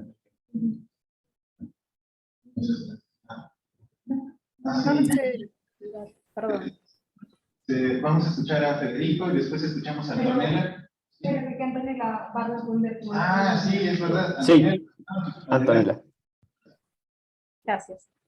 Por mi parte, la cuestión de los tiempos de trabajo en un principio se manejó guiándome en lo que parecía ser una tendencia que tenían algunos de los miembros, los que más intercambiaban dentro del grupo, a publicar o comentar a las publicaciones de los otros entre los viernes y los sábados.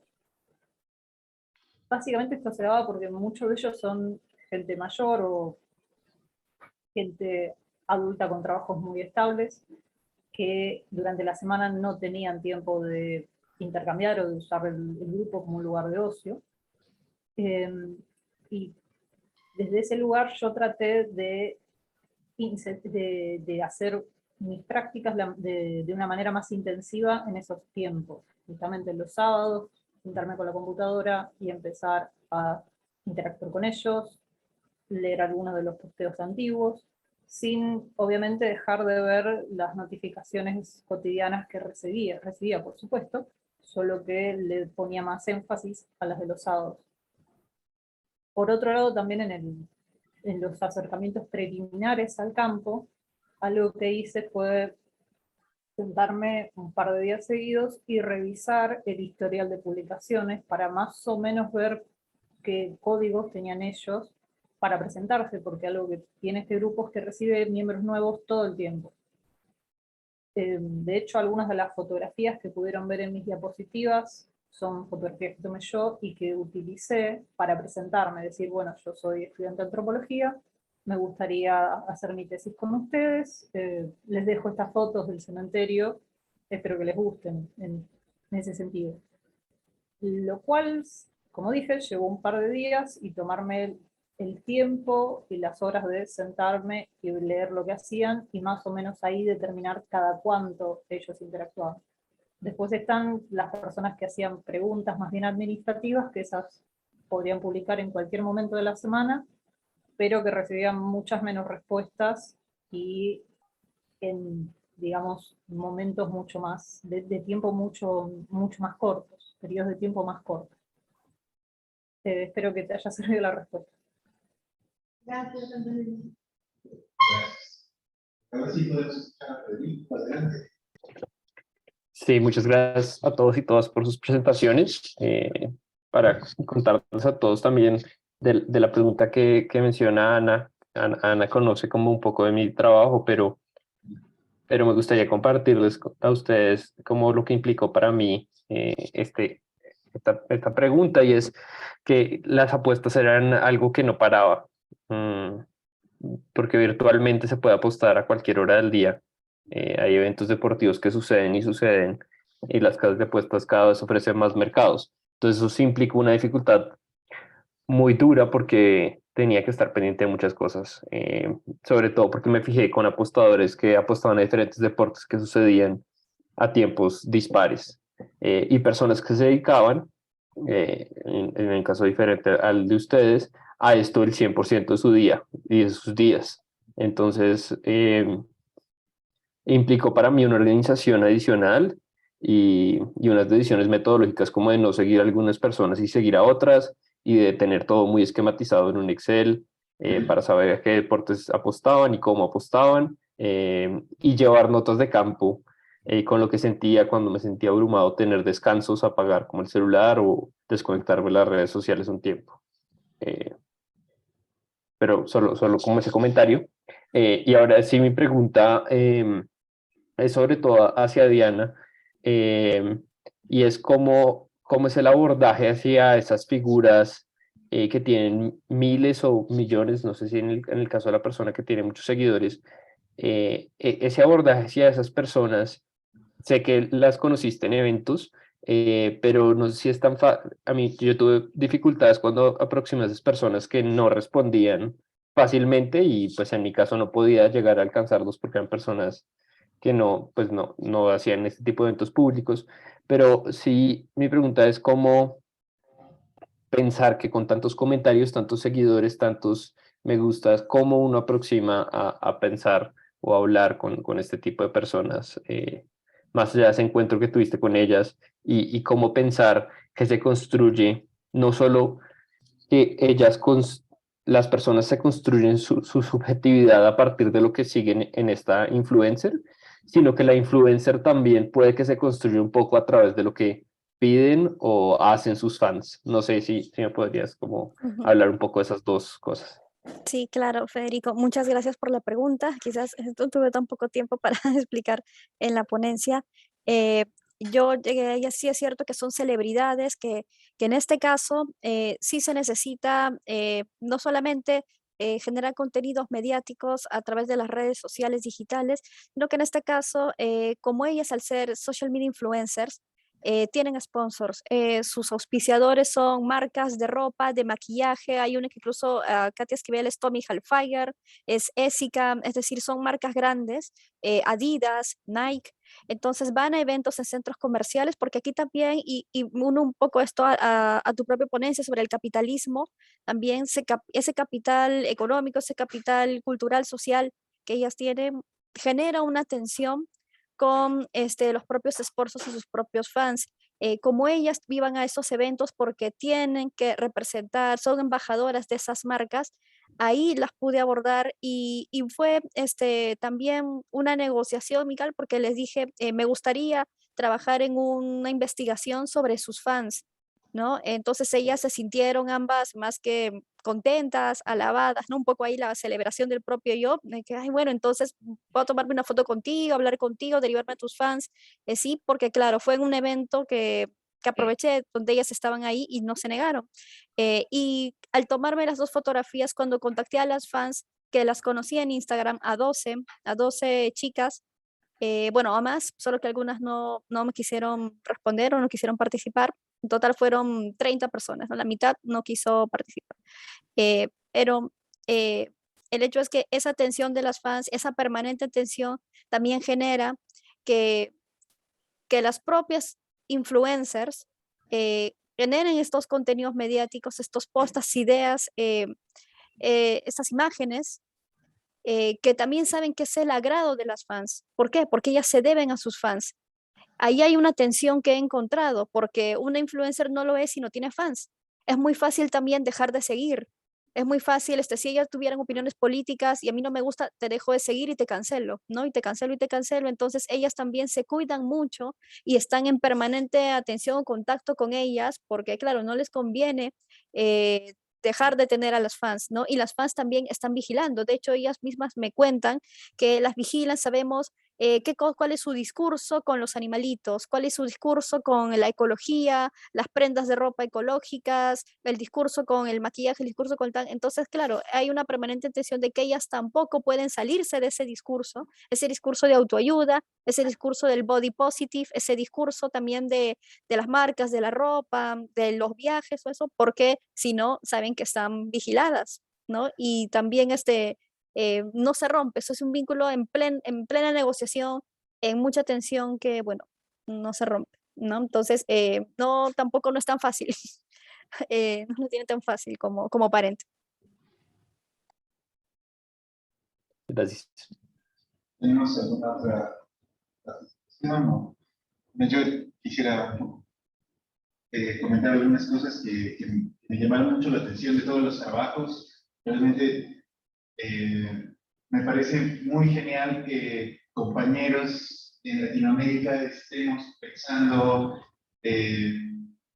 situaciones que de alguna manera nos inquietan, nos llaman la atención, que estamos intentando reapropiarnos o apropiarnos de conceptos y constructos teóricos para nuestros contextos, ¿no? El caso de un cementerio en Argentina, el caso de influencers peruanas, de apostar, de la política, ¿no? Los amigos.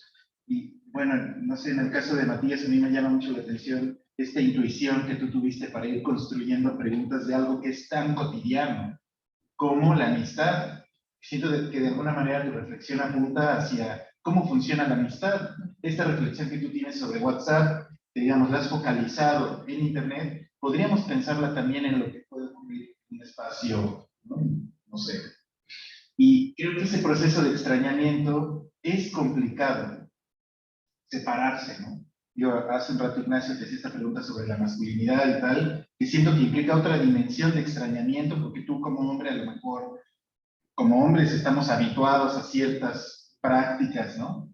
Que no significa que sean buenas, pero que están normalizadas y que no estamos habituados a pensarlas como distintas. Y de alguna manera eso encuentro en todos los trabajos, ¿no? Que hay un proceso de extrañamiento que de repente es difícil, ¿no? Entonces, bueno, quizá me da curiosidad cómo fue para ustedes, para todos, ese momento en que se dieron cuenta de que algo tan cotidiano requiere una explicación muy elaborada, ¿no? O complicada hasta cierto punto, ¿no?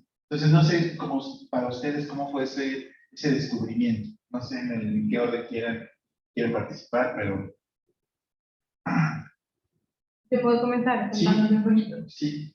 Pues para mí fue extraño porque yo soy como una consumidora de Twitter, o sea, todo el tiempo lo estoy viendo y especialmente como para enterarme de temas políticos. Entonces, cuando empecé la investigación, y esto tiene que ver un poquito con el tiempo también, como con la temporalidad, cuando empecé a ver fue como, digamos, con los lentes de investigadora, Sí. no lograba como captar muy bien la circulación de contenidos que me interesaba, porque también me interesaba un nicho distinto al nicho en el que yo estaba. Entonces, para eso creo que el extrañamiento del que tú hablas vino para mí a escoger, por ejemplo, un sector político que representaba un nicho distinto al que yo habitaba, que era un sector de derecha, que no está alineado como con mis creencias personales. Entonces, creo que eso ayudó un poco porque me sentía como que a pesar de que era una plataforma que usaba cotidianamente y a pesar de que era un tema que me interesaba cotidianamente, estaba accediendo a una parte que antes para mí estaba oculta, que era como estas opiniones, estos contenidos, estas circulaciones, estas opiniones afectivas, de las que antes yo no tenía ni idea por mi alineamiento político que contrasta con eso. Ay, no me fijé. Antonella. Bien, en mi caso, la cuestión del extrañamiento ha tenido un derrotero muy oscilante, ya que mi investigación empezó siendo un trabajo de campo presencial en 2019, primero en una materia metodológica con otro cementerio que es mucho más turístico, también en la capital del país, que se llama Cementerio de la Recoleta, que por distintos motivos vino a estudiar Chacarita, y en el contexto de la pandemia, si bien siempre tuve un interés en lo que sería la antropología online o digital, digamos que tuve la excusa de poder profundizar en el tema y meterme en este grupo de Facebook.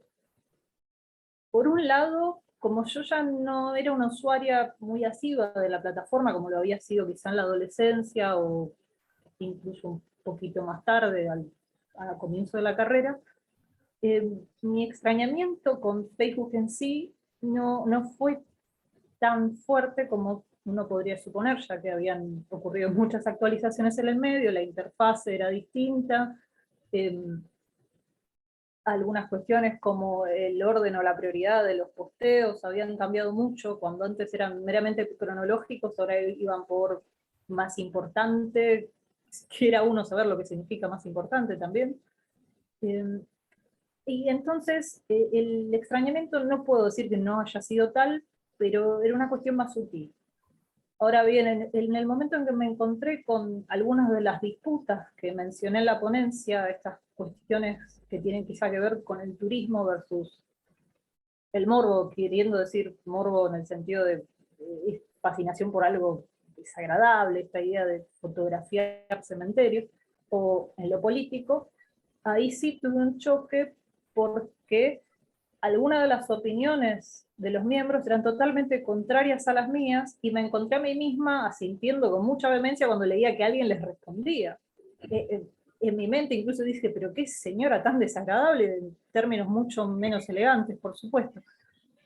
Y en ese momento ahí sí tuve que pensar, bueno, quizá el proceso de extrañamiento no lo hice como debiera, o lo tenía un poquito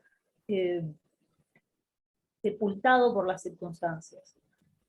Ahí sí tuve que decir, bueno, acá me tengo que parar desde otro lado y ver cómo esta disputa cotidiana de lo que sería lo que llamamos acá la grieta política, no tengo que verla como la vería desde mi vida en general, sino como investigador.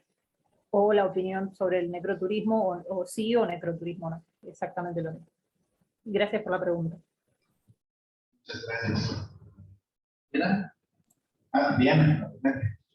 Ok, el extrañamiento, bueno, fue un concepto que yo lo aprendí del antropólogo colombiano Eduardo Restrepo, y creo que el momento de extrañamiento a lo largo de esta investigación fue en el mismo campo, como a mitad, cuando las chicas que entrevisté, ya desgrabando sus entrevistas y volviendo a hablar con ellas, después con los 15 en general, eh, pensé, y quizás antes tenía ese prejuicio, bueno, que honestamente tenía un prejuicio que los fans de estas influencers, de social media, las modas, el estilo de vida, ¿no? Tantos viajes, tanto glamour, ¿no? Que vemos en las redes sociales por las fotos, el filtro perfecto, el maquillaje perfecto, eh, podría tener alguna característica, algún de racismo quizás, o de clasista también.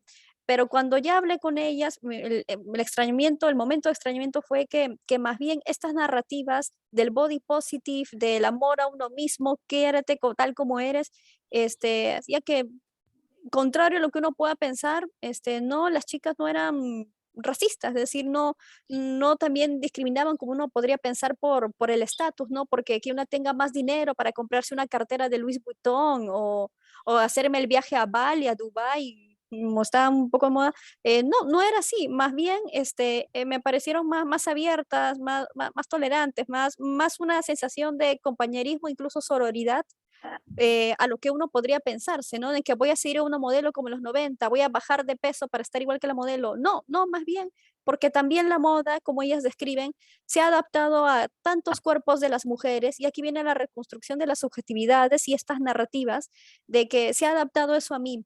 Yo no tengo por qué adaptarme a otra, porque ahora tengo 1000 opciones, distintas opciones, y creo que eso para mí fue bastante importante. No esperé encontrarme eso, pero me pareció interesante, y bueno, solamente pude hacerlo viéndolas, viendo sus interacciones y hablando con ellas, ¿no? Conociéndolas más, y también algo que me sorprendió es estas nuevas clases medias mundiales, que ya somos globales, estamos desterritorializados y repensando espacios, como lo menciona Arjun Appadurai, ¿no? En cómo ya todos estamos unidos así en el mundo, tan vinculados, que las chicas puedo seguir una moda de Milán, una moda en otra parte del mundo, y tengo mucho en común, más en común con esa persona que con una persona como puede ser mi vecino local. No, tengo más en común con una persona de Tailandia. Y eso es a lo que enfrentamos, es un reto, creo que de la antropología, y quienes hacemos antropología digital, tenemos que estar más en contacto, que estamos, digamos, un poco las barreras, los territorios también salimos. Muchas gracias. Federico. Bueno, para mí el tema del extrañamiento fue interesante porque yo empecé a hacer mi tesis porque me gustaban mucho los deportes y me salió en Instagram uno de estos apostadores o gurús de las apuestas, experto en apuestas que compartía como su estilo de vida y las apuestas. em, y me envolví en entrarme en estas redes sociales y en crear perfiles para esta investigación específica, en donde empecé a seguir redes sociales muy diferentes. Yo esperaba un tipo de apostador y encontré una variedad de apostadores inmensa. Sin embargo, lo que quisiera contarles, como para responder a esta pregunta, es que yo pensé que sabía mucho de deportes y de apuestas, porque desde chiquito me han gustado mucho los deportes y ver deportes. Eh, y las apuestas parecían un paso sencillo dentro de eso, como un paso sencillo entre el fanático del deporte y el apostador. Sin embargo, encontré un mundo totalmente desconocido cuando empecé a apostar yo. Haciendo esta investigación, eh, me di cuenta muy al principio que si yo no empezaba a apostar, yo no iba a entender lo que eran las apuestas. A pesar de saber mucho de los deportes y a pesar de seguir a muchas personas, leer manuales, etcétera, nunca iba a entender a profundidad las apuestas sin apostar. Entonces estuve apostando como por un periodo de 6 meses, en el que aposté todos los días a un partido, a dos partidos, a varias cosas.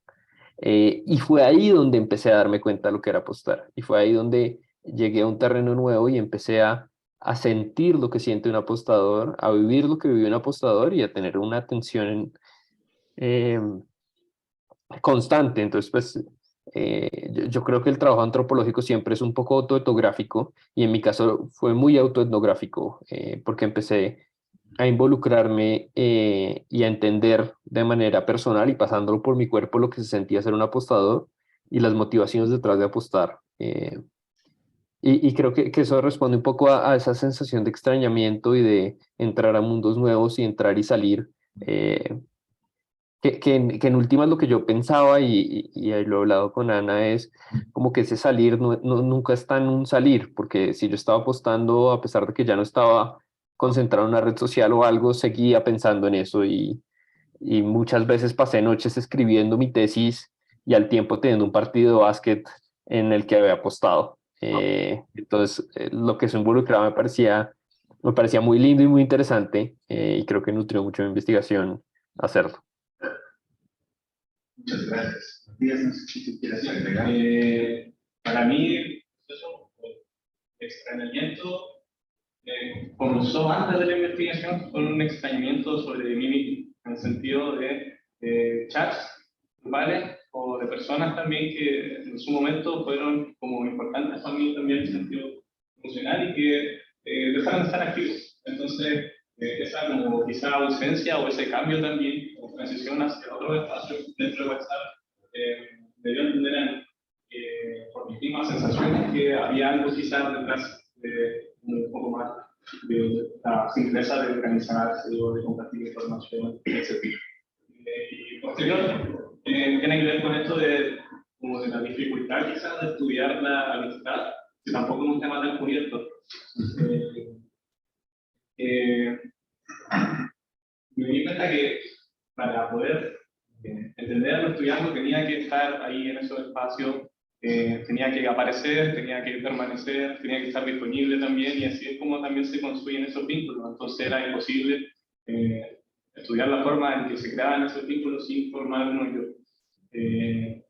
Y ahí había una tensión también entre esta distancia que es necesaria tener y esta distancia que es necesaria cortar también. Entonces, eso fue como un proceso. Ahorita que dices esto, creo que es una situación que escucho en los trabajos de todos.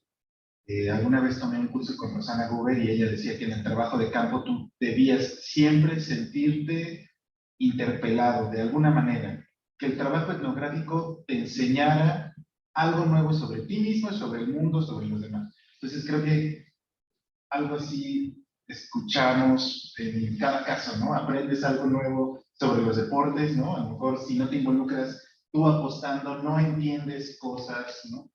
Sobre la amistad entre hombres o con otros compas, ¿no? Sobre la política en el país. Bueno, eso me parece muy interesante. Bueno, no sé si hay alguna otra participación.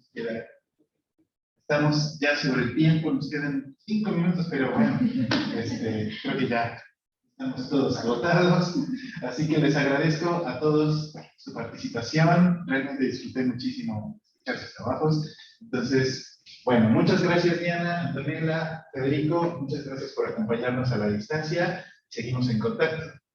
¿Sí? Y muchas gracias a ustedes. Gracias. Muchas gracias, que esté muy bien. Muchas gracias. Muchas gracias.